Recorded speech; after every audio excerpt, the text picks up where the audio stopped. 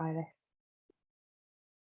Okay, so that's hello and good morning from me. My name is Marjolein. I'm an associate at Wellbeing Therapy Solutions. I am an occupational therapist, and if you're not sure what that is, you will be finding out shortly within our webinar. So I work within mental health. I support young people one-to-one and adults as well. I also deliver workshops and courses in schools and workplaces, and I do a little bit of work actually with Coventry University to support some of their students. So quite a varied role, but really it's everything and anything to do with supporting people with their mental health and what, how they're doing. And actually, with Wellbeing Therapy Solutions, our tagline sort of is discovering a healthier mind. And I really feel that sums up nicely what we do within mental health. It's not about fixing people. It's not about people who can't, self-manage, but we can all work towards getting our minds in a healthier place, especially with all the pressures that are on us at the moment. I think that is quite an important thing to do. So that's really what my aim is for this session, is to help us all take one step closer to having a healthier mind. So just a little introduction to the session, just a few little things I want us to be aware of is just to be welcome to join in. You are in good company here. I think we've all had a little chat at the start. We all seem quite nice people. So please feel free to participate and, make sure that you get something out of it. Be comfortable, so wherever you are. If that means having your camera off, that's absolutely fine. Use the chat if you don't feel like speaking out loud during the session. Or just, come and have a chat with me at the end as well. And then be free to share your thoughts and experiences. I will, it's not all about me and what I know. Actually, I find it really powerful when people share with each other, because often we can be facing very similar things and, be having those same hurdles for us. And then the last one is to be kind to yourself. This is meant to be a more light-hearted session. I'm not here to get your deepest, darkest secrets. But if there is any triggers, obviously, I'm not aware of what everybody's going through in life at the moment. If you need to just step out of the session, take some time, please take some really deep breaths, come back when you're ready. Or if you need to leave the session, could you just drop me a little message that I know you're okay? And then maybe we can have a chat afterwards to see if there's some more support I can offer. But like I said, it's not supposed to be a very heavy going session. It is a Saturday morning after all. So why is wellbeing important? Why have I pretty much constructed my entire job around talking to people about wellbeing and highlighting some of these things? It's because I find that wellbeing, it impacts all areas of our lives. So it impacts how we feel. That's sometimes the most obvious one that we think of. But it can also impact on the choices that we make, the things that we feel we're able to take on or not. It impacts on our friends and family as well. They can sometimes tell if we're not doing so well, they might worry, or we might, not be so inclined to spend time with them if we're not feeling good in ourselves. It can impact on our health and our sleep. I definitely know that if my sleep gets really rubbish, that I need to take some steps to look after myself a little bit more. That's kind of my giveaway, that things are not as they should be.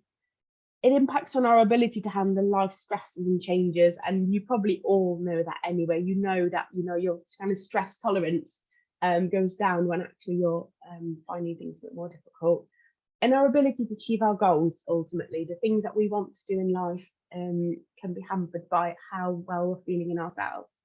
And I love that picture of the apple. I was quite happy when I found that online. Is actually that mirror is the bit that we're showing everybody, isn't it? And especially on screens, it's so easy to show a very glamorous, very nice shiny side to ourselves, but actually what we know about ourselves is maybe the back of that apple, where we're feeling maybe like lacking energy, where we're feeling not quite ourselves and not quite this shiny picture that we're presenting. And I think it's really important sometimes just about making some small changes towards, we're never going to be a full shiny apple, but maybe we can just start feeling a little bit whole or just more ourselves as well. So kind of with occupational therapy, I promised I'd give you a little insight into what we do. And if you've maybe worked or know some occupational therapists, you might be aware of some of this. But I really want us to take that step back, first of all, because the devil really is in the details sometimes.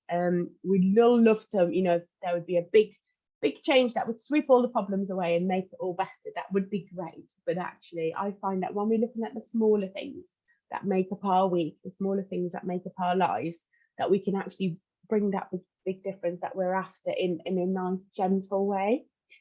And so with occupational therapy, one of the things we do is we divide kind of life into 4 main areas that sum up all the little parts that make up our day. And so what I'd love to do today is just look at each of these areas that make up our week in general, you know, quite ordinary things, and look at actually, do we have enough of each of those, or which is the one that's maybe hampering us a little bit, which is the one that we need to put a little bit more time or effort into. So I've done some lovely circles to do it all. It's not a perfect kind of diagram by any means, but it just shows that they are quite interlinked as well. So the first one I wanted to talk about is self-care. Now, I know often linked with things like mental health, self-care is about, you know, doing things like having a bath and looking after ourselves. I really want to talk about the self-care that makes up our physical health, and, you know, the physical things we have to do, from getting dressed, brushing our teeth, all those little things that we do every day, and doing our hair, eating, drinking, that's all part of self-care. So very much the physical focus, things that we need to keep on going, keep clean, and to keep healthy as well. So for some people, that can be the easiest part, is getting themselves up and ready. For other people, that actually is the bit that makes the, you know, a difficult start to the morning. So that's kind of the first area, hopefully quite self-explanatory. Then the second area is called productivity. So that is usually the thing that we introduce ourselves to others with. So for me, that would be occupational therapy. So that could be your work, could be your productivity. It can also be studies, a mix of the two sometimes, you know, as we're kind of all being told to be lifelong learners. It can also be, if you're in a caring role, that can be your productivity, is actually caring for, it could be young children, it can be, you know, a relative, and whatever caring capacity that you have. So this would be really what makes up the bulk of our day, usually the thing that we kind of set our goals for. Today I'm going to do this, or the thing that almost dictates the majority of what we do within our day. That's our productivity. Then the third one is leisure. Again, a little bit more self-explanatory. So the things that we do just because we enjoy them. So often this is the thing that you might share with friends. If you're, you know, chatting to friends, oh, people might say I'm a golfer. People might say I'm very creative. I love arts. People might say I'm very sporty. You know, I go to the gym. All those, the leisure things, and they are often the things that give us a lot of satisfaction, but that we sort of squeeze in at the end. You know, once we've done all the other bits, we'll try and, you know, sit down and read that book, or we will, if we can make it, might make it to our exercise class. Whereas actually it is quite an important part of keeping us well and keeping us going is leisure. But leisure also makes a big part of who we think we are on the inside. So whether we see ourselves as sporty, whether we see ourselves as creative, whether we see ourselves as sociable, that all falls into that leisure bracket. And then the last one, I think is quite a challenge in today's society, and that is actually rest. Now, that can be sleep, so nighttime, but it can also be just taking that 5 minutes to sit and have a cuppa and not do anything. So the not being doing, I think our cultures often really encourages us to always be busy and to cram every minute of our day full of lots of things.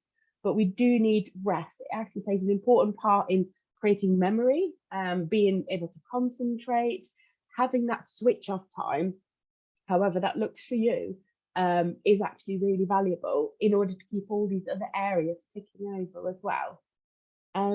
So take just a few minutes, and it might have already hit you whilst I was speaking. Just take a few minutes to think, which of these areas, you know, the things that I'm not happy about currently about my own well-being, which of these 4 areas do you feel that falls into?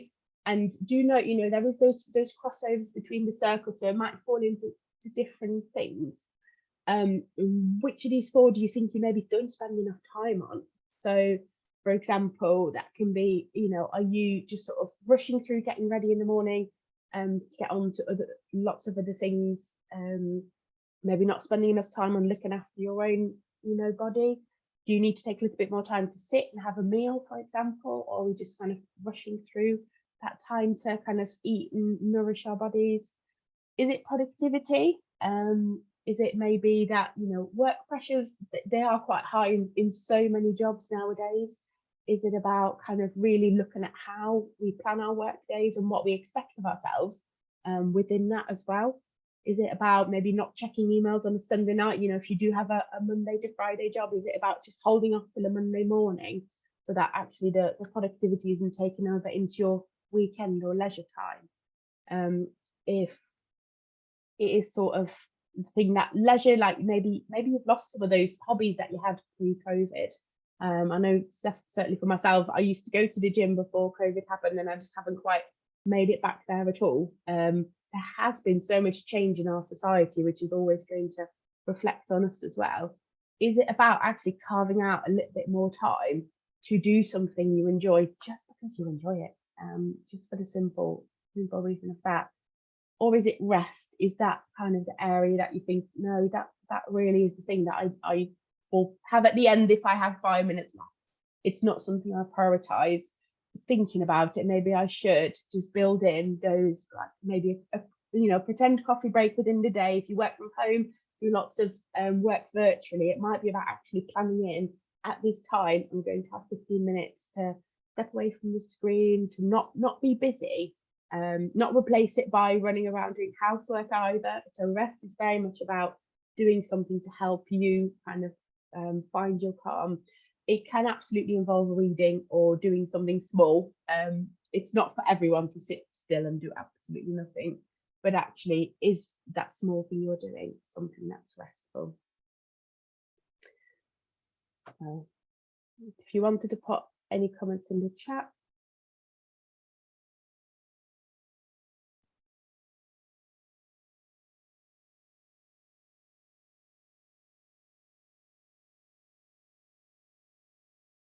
Yeah, and that's exactly, it's about finding that balance, isn't it? And it is hard to juggle all of these. That's why I don't like to make this a daily, to try and fit all of these in daily. It's really, really difficult. But often when I talk about balance, people think balance is this, it's perfectly level. If you think in little scales, we must be here.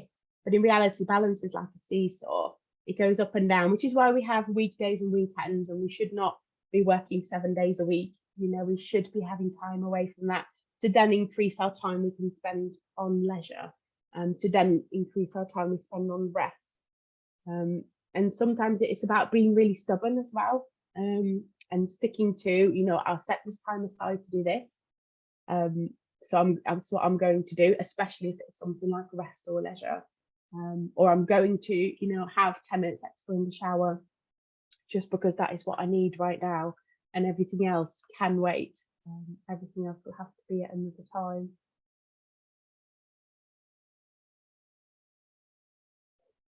So moving on to the next bit then, got some just sort of reflection questions. The first question is, are you satisfied with your balance? Because what is one person's balance is not another. I just said about, sitting down with a cup of tea and reading a book. That would be my kind of rest, my kind of way of maybe recharging a little bit, but that would be someone else's nightmare.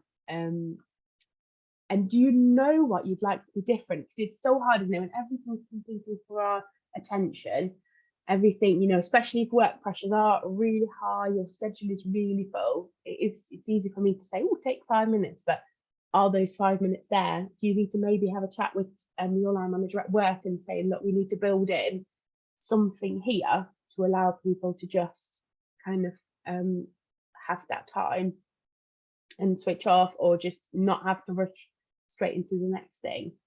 And it's really about looking at that just right for me challenge. Like I just said, it's not about comparing with other people. It's not about saying, oh, but they've done 20 things already and I've done 10. It's actually looking at your own well-being, because in the longer run, when we are off balance all the time, we're missing maybe 1 or 2 of these 4 areas consistently, it will result in feeling really stressed. It can lead to things like burnout, where people, and then you lose all your balance altogether because everything becomes difficult. And maybe some of you in the school have already experienced that, you know exactly what I'm talking about. And so sometimes it's about making smaller adjustments, especially when the problem feels really big. It can be about starting with something small. So is it about giving yourself 5-10 minutes in the morning to sit down and have some rest, be doing some mindfulness? It can just be doing something you enjoy. Is it about that, you know, not letting work cross over into weekends or late at night? You know, what is your cutoff for and accessing your productivity? Making sure that you know where the line is, that you can then switch off and think about something different.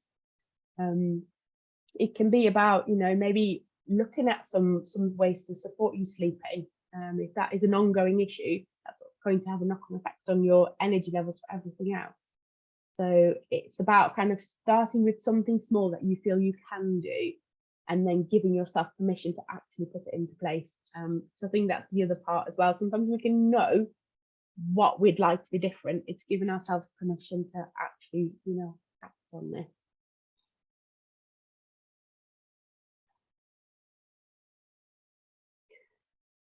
And then I don't want to just be sat here pointing out all the difficulties. That doesn't help anybody either. That doesn't make us feel better necessarily. But I think we do need to know where the things are that aren't quite right before we can act on them. And the first kind of thing I've got there is reflect. So actually, you know, well-being is something that needs work, just like being fit, and, you know, takes a healthy diet and exercise. Actually, our minds also take that little bit of work and that bit of time.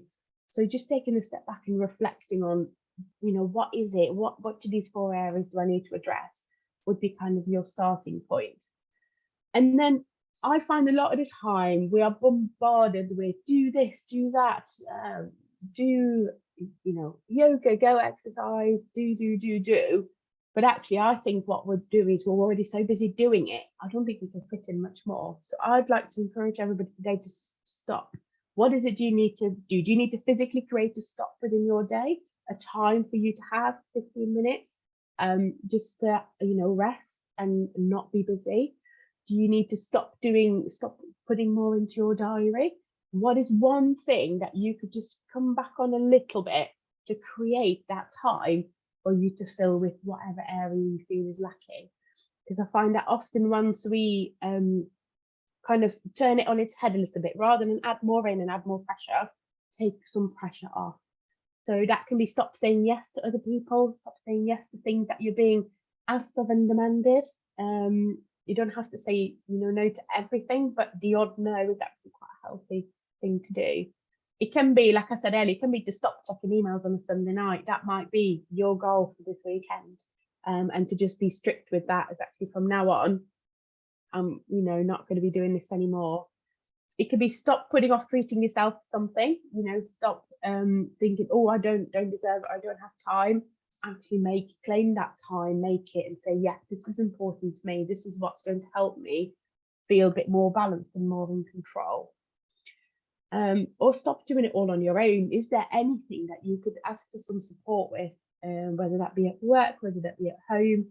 Do you have to be doing all the things that you're doing, or is there actually something that maybe it's not easy to ask for help, but maybe we can ask somebody else too?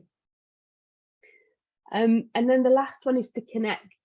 We kind of had a chat before the webinar started that everything is virtual, everything is on the screen, and that's wonderful, and it makes us very productive, and it means, you know, people have access from all over the world to these things.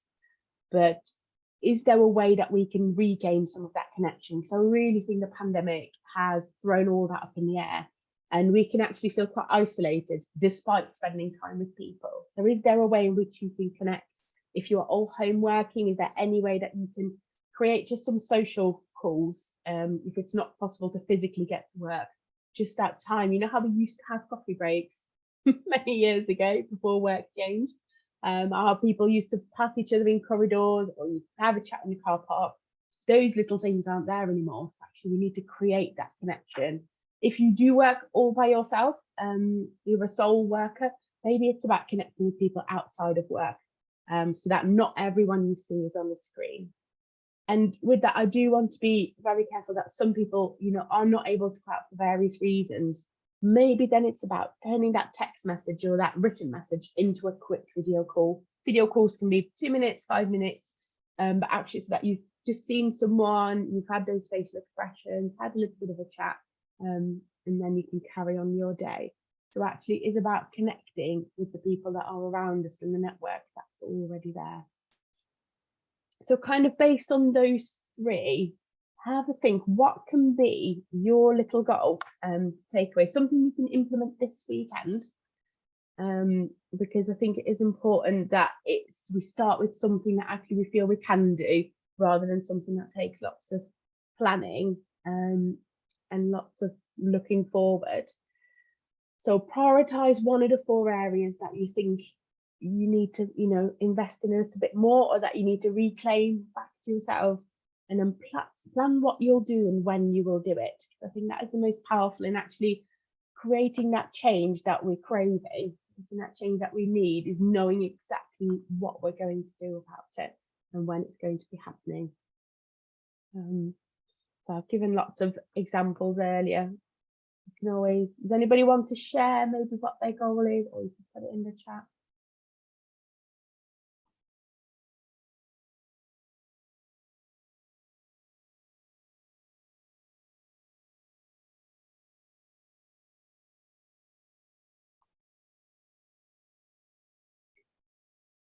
And then I do appreciate that you might be sat here thinking, I know what the problem is and I can't think of, you know, a little thing. I don't know what my next step is. I've also got some ideas and resources to get you started. So I will pop them all in an email, which I'm sending out after the session, so that you can have a look. There was one really good, it is another webinar. It's an hour-long one, so it's much more in depth. That's recently done by Action for Happiness, called Resilient Wellbeing. So really looking at how, you know, we can kind of build our own resilience, what are the things that make us be more resilient people, and actually to prioritize that well-being again. Then if you'd like a little bit more of a step-by-step support, there's something called 10 Days of Happiness. And it's a free online program that you can link into. So I'll send a link. It'll all be in the email for you. So hence it's not on the PowerPoint. But it gives you some daily actions if you think I just need a starting point. If someone gives me some ideas, that would be really helpful. That's kind of what that's designed to do, to give you just a few more days worth of support to do that. And then I guess that connection, I think, is really important. Yeah, that's a really good point there, Emma. It is about really prioritizing, looking after ourselves, and making that, you know, the key focus of our time, not the thing we tag on at the end. And it's so true. Wellbeing is something we do need to work on. I've said it myself. You know, I notice if my sleep gets really bad and I wake up in the night, I need to address my well-being more. So even working in this job, I'm not immune. I'm not perfect. We all need to keep finding ways, and sometimes it's about changing what we do as well, and adjusting how we've been, looking after ourselves. And so it might be about just making a small change, and it might be just about creating that time or giving yourself permission to do that.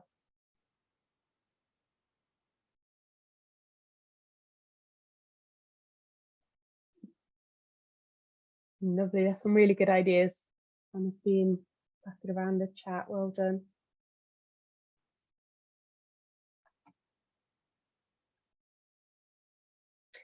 So just thought I'd wrap up with a little bit more about kind of what we do. If you haven't heard of us before, it's just helpful to know what's out there in terms of support. I think I especially feel quite conscious if you've been sat here thinking, just don't know, I don't know my goal, I'm not sure what I should be doing.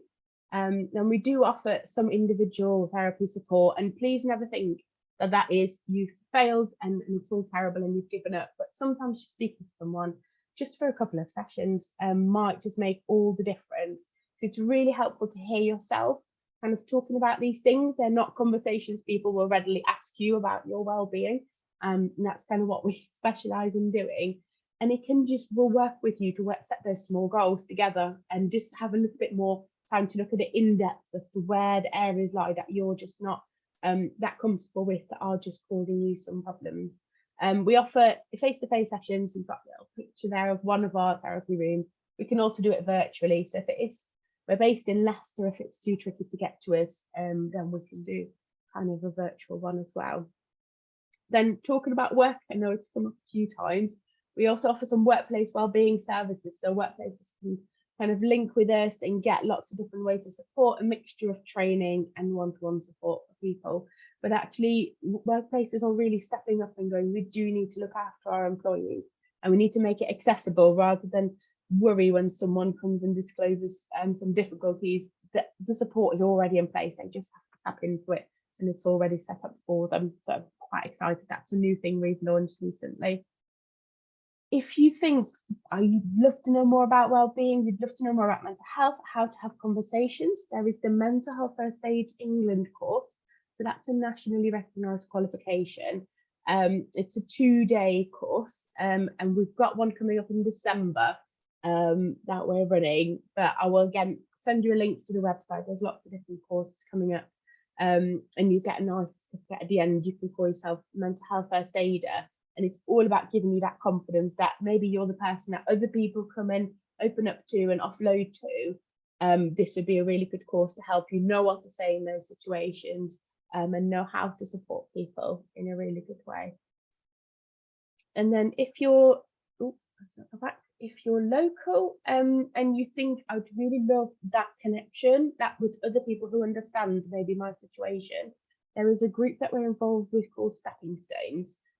It runs in Markfield, so we would have to try and get to the venue, but it might just be that starting point that just accessing those sessions. It's all around wellbeing, lots of different tips and advice with people who understand, and that might be just your way of getting started to prioritize that time for you. So you'd have to set time aside to go there, but also to get some ongoing ideas of how people maybe support their well-being, maybe share some things with other people as well.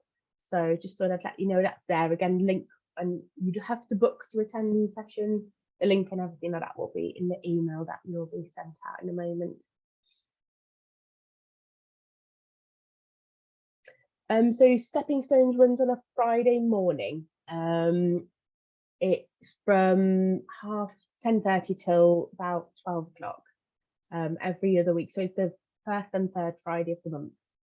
So, but again, once you get the email, the link to the website is there, and they'll have all the information for you available as well.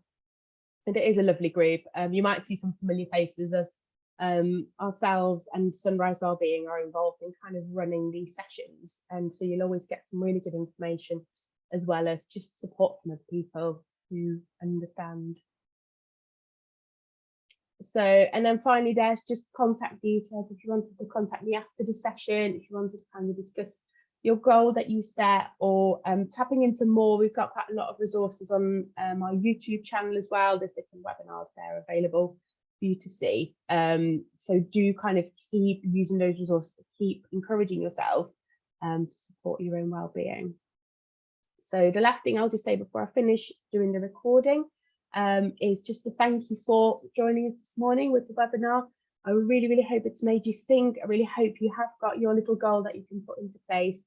And I wish you the best of luck with acting on your goal, and please do prioritize it. Don't think, well, we'll do it after all the other things. Actually plan now when you're going to work on your little goal, and hopefully you'll see some difference with your well-being on the whole. So lovely. It's going to stop the recording now.